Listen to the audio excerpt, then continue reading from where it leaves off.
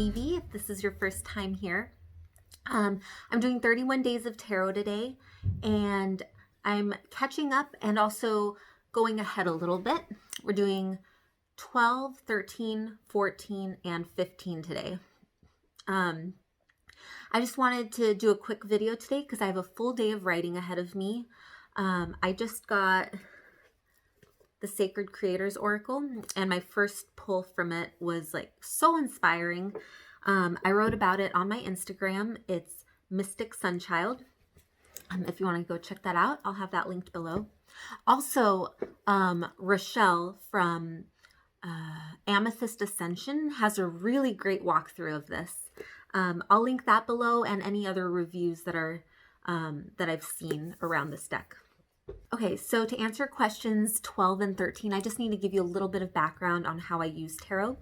So I use it to connect with what someone with a shamanic background might call the Great Spirit. So I call it the superconscious. Sometimes I call it source, the universe, but that higher bird's eye view perspective.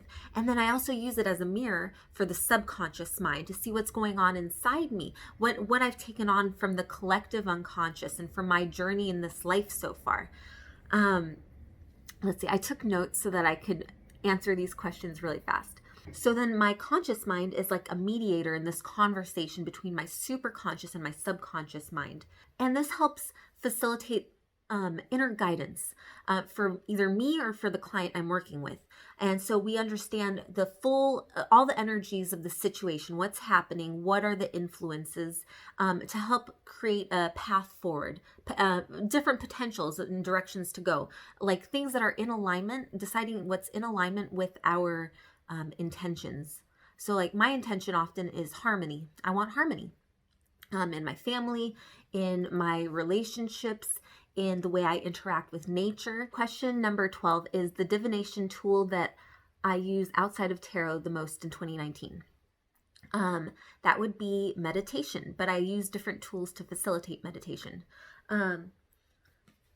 Here is the star card from the Aquarius Tarot. And I just wanted to use it to illustrate how I meditate before I show you the tools. Here, she is being guided. There's the superconscious we talked about. And here's the collective unconscious. And when she meditates, it's like pouring the water. She's affecting both the collective unconscious and the part of where that sits within her, and also the five senses of this reality. So this is the physical world, the land. And we live in this material world, and we have these five senses in order to take in information. And when we meditate, it affects those five senses. It helps us observe them. It helps us see what information we're taking in without getting overwhelmed by that information. And it brings us to that moment of presence, to seeing where she's at in this journey and where she's being guided. All right, so the tool that I like to use the most with meditation is my little crystal ball. It just feels so mystical to have a crystal ball.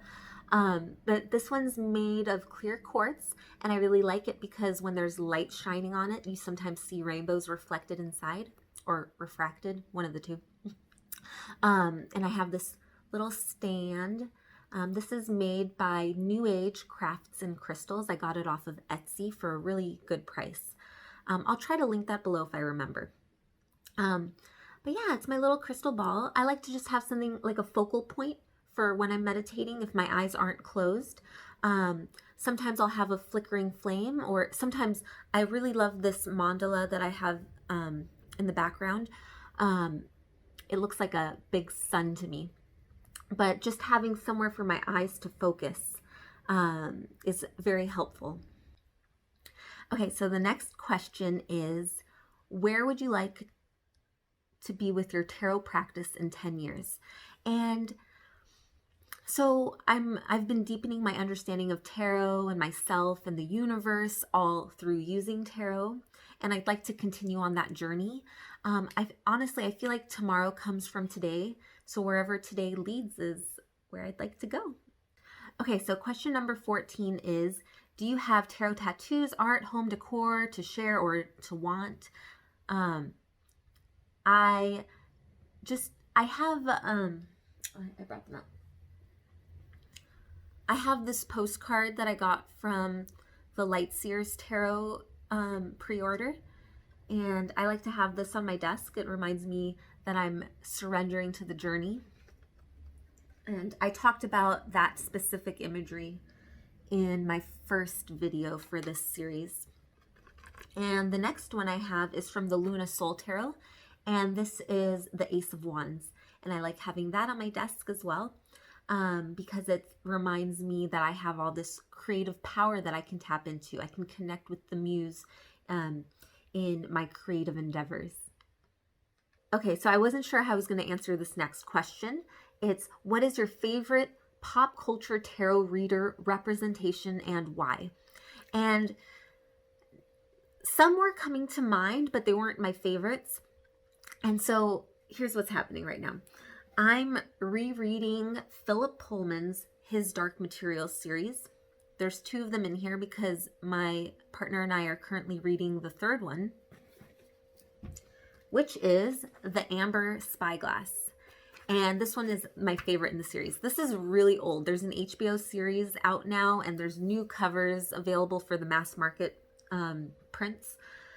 This one is so old. It's from 2007. It says a major motion picture. And that was The Golden Compass, and that movie kind of flopped because they left out a lot of important stuff. I'm so excited that it's on HBO. But in the 3rd book, okay, so throughout the whole book series, there's the main character, Lyra, and I'm trying not to spoil anything. But Lyra basically learns to tap into her intuition using what is called an alethiometer, or the Golden Compass. And that's all I'll say on that. But in the 3rd book, there's a character that uses something in a parallel universe, our universe, or a parallel reality world, a parallel world. And she uses the I Ching. And it's just so cool how they talk about how it works. It's like there's something called dust in that reality, and dust it's like spirit, I guess, or dark particles in the scientists' point of view in the 3rd book. And it's like there's so much unknown. I like to look at the mystical and the fantasy as like sci-fi or like science that we don't understand yet. And that's how I look at using tarot too, like the magic of synchronicity, of which cards are going to fall out for which person who's interpreting the cards, because each of us reads them in a different way. So it's like different cards will fall differently for different people because we're all going to receive the message that we need to hear in a different way. Anyways, I really love this book, The Amber Spyglass, and it's part of the series His Dark Materials. Watch it on HBO. They're still on the 1st book for the series. Okay, so I have a big day ahead of me. I'm finishing up writing a little Elementals ebook tied to the Tarot Animal Oracle, and I have to send it off to the artist, Diletta De Santis, so that she can format it into the book with like the art worked in and make it all beautiful. But I'm so happy that I got to hop on and catch up, and I have to catch up on all the videos. I didn't forget you. If I haven't commented, it's because I haven't watched yet. So sending you guys love, and I will see you in a few days.